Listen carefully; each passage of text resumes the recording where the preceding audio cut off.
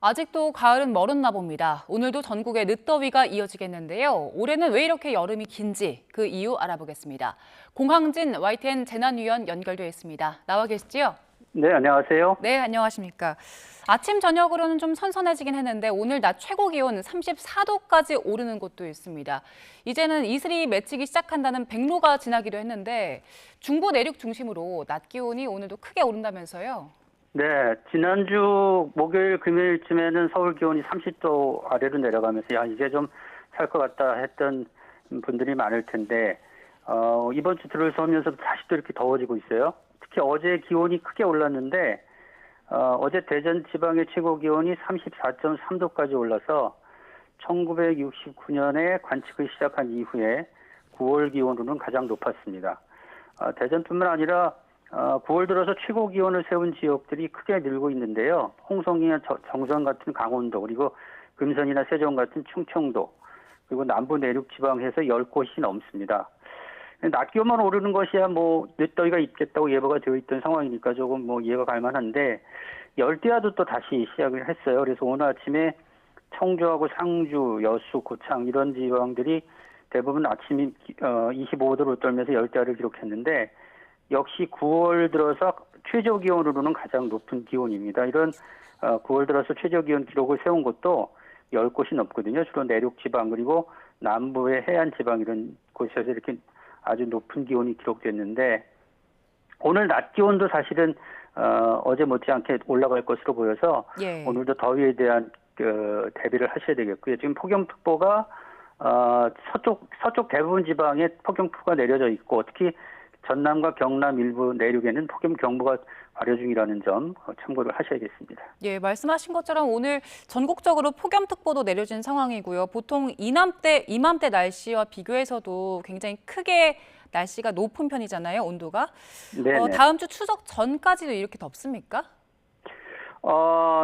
지금 더위를 몰고 온 공기들이 아직 우리나라에 머물러 있어요. 그러니까 우리나라 상층으로 올라가 보면 이 동쪽에서 다가온 고기압도 있고 또 서쪽에서 다가오는 고기압. 그래서 동서로 이렇게 길게 고기압이 이어지면서 더위가 이어지고 있는 것이고요.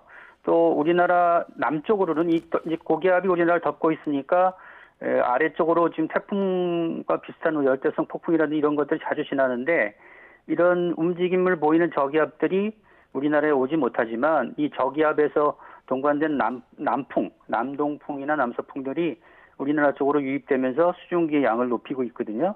또 해수면 온도도 높기 때문에 수증기가 계속 공급돼서 이렇게 더운 날씨가 이어지고 있는 건데 이런 경향이 앞으로도 또 상당 부분 이어질 것으로 보여요. 그래서 서울 지방의 경우만 놓고 보면 낮 기온이 30도로부터는 시간대가 앞으로 한 5, 6일 더 이어질 것으로 예상이 돼서요. 예.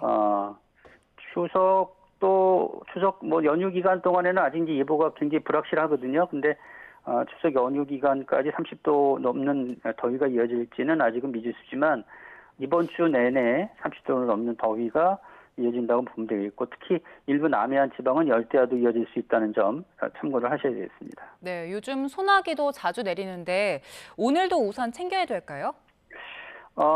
지금 이렇게 이제 우리나라를 주변에 둘러싸고 있는 공기가 좀 불안정해요. 불안정하니까 갑자기 소나기 구름이 만들어지는 경우가 생기거든요.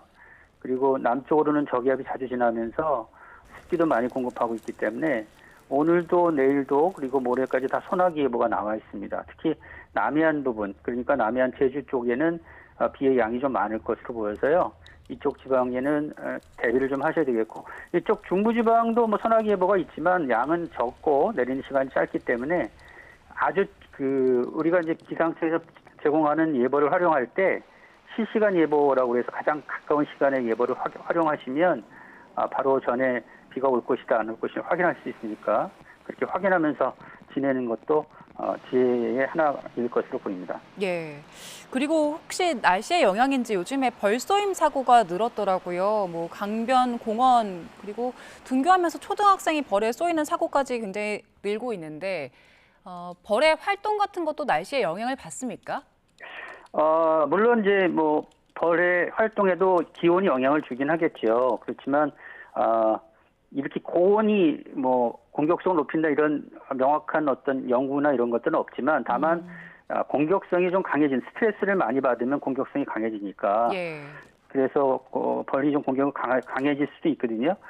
꿀벌이 적합한 활동 온도는 뭐 일반적으로 한 16도에서 32도라고 해요. 그 중에서도 최적 온도 보면은 16도에서 28도 정도 되는데 이렇게 또 아주 고온이 올라가면 꿀벌들 스트레스 받아가지고 주로 물만 운반을 하고요.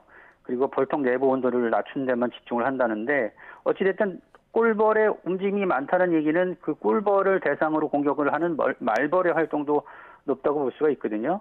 근데 이제 주로 우리한테 피해를 주는 것이 이 말벌이기 때문에 이 고온 현상들이 이런 벌들의 스트레스 지수를 높여서 공격성을 강화한다고 보면 조심을 해야 되는 건 분명한 거죠. 예. 올해 벌에 쏘여서 숨지는 경우도 늘었습니다. 올해만 13명이 벌에 쏘여서 사망했는데 이제 곧 추석이어서 이번 주에 벌초나 성묘 가는 분들 많을 것 같은데 산에 갈 때 어떤 점 조심해야 될까요? 이제 벌에 쏘여서 숨지는 분들은 대부분 알레르기가 있는 분들입니다. 그래서 벌 독에 알레르기가 있는 분들은 아주 위험하거든요. 바로 짧은 시간에 갑자기 호흡이 멈추는 경우가 생기기 때문에 이런 분들은 특히 조심을 해야 되겠고요. 그렇지 않은 분들도 벌에 쏘이면 안 좋겠죠. 근데 이제 벌이 움직일 수 있는 벌이 이렇게 다니는 것은 이제 꽃을 보면서 가잖아요. 꿀벌들이 이제 꽃에서 꿀을 얻기 위해서 다니는데 예. 그 꽃이 갖고 있는 특성을 고려하면 꽃무늬라든지 이런 것, 또 밝은색 옷 이런 것들은 피하시는 게 좋고요. 또 꽃에서는 향기가 많이 나잖아요. 그러니까 향수나 향기가 짙은 화장품 이런 것들은 피하는 것이 좋습니다. 그리고 이제 말벌의 경우에는요, 그 말벌의 집이 뭐 나무 위에도 있지만 땅 속에도 있습니다. 땅 속에서 있기 때문에 혹시 성묘나 무슨 벌초를 하시는 분들은 긴 막대기를 이용해서 이렇게 좀 여러 군데를 좀 이렇게 쑤셔서 뭐 벌집이 있는지 없는지 이런 것들을 확인하는 게 좋겠고요. 말벌은 공격성이 강하기 때문에 일단은 피하시는 게 좋습니다. 예. 그리고 이렇게 뭐 말벌에 대한 그 주의 사항뿐만 아니라 일단 추석에는 또 음주도 좀 하시니까 안전운전도 신경을 쓰셔야 되겠고 특히 추석 때까지도 기온이 높은 날씨가 이어질 것으로 예상되는 만큼 식중독 그러니까 뭐 음식이 상하는 일이 없도록 조심하시는 게 좋을 것 같습니다. 예. 그리고 태풍 얘기를 좀 해보겠습니다. 지금 태풍 야기가 필리핀, 중국 거쳐서 베트남까지 영향을 미쳤는데 베트남 상황 보니까 200명 넘게 사상자가 나왔더라고요. 야기가 네. 얼마나 강한 태풍이었길래 이렇게 피해가 컸습니까? 태풍 야기가 지나는 길목의 해수 온도가 되게 높았어요. 29도 정도 돼서 태풍으로 꾸준히 에너지를 공급했거든요. 그래서 태풍이 초강력 태풍에서 매우 강한 태풍 이런 세력을 유지를 했습니다. 그러니까 말하자면 중심 최대 풍속이 시속 뭐 150km에서 200km에 이르는 아주 강한 태풍이었거든요.